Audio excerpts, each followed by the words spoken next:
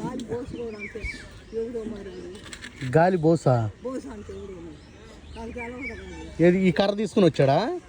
ఆ బొంగు విడిచిపెట్టేది ఆ బొంగ అక్కడ ఇంట్లో ఇడిచిపెట్టి వెళ్ళాడా? కొంచెం అమ్మట ఏమన్నాడు వచ్చి? ఏమంటాడు నన్ను నిద్ర మీద నేను అప్పుడు పోయేసరికి పరిగెత్తాడు అనుకుంటా. పరిగెత్తాడు. ఏ ఊరుది ఆ గాలి పోస్తుంది? యావే ఊరు అనుకుంటా, నాకేం తెలుసు. వచ్చామని అన్నాడా? ఎందుకన్నాడు మంచాన్ని కూర్చోడు అన్నీ చేసేదాడు.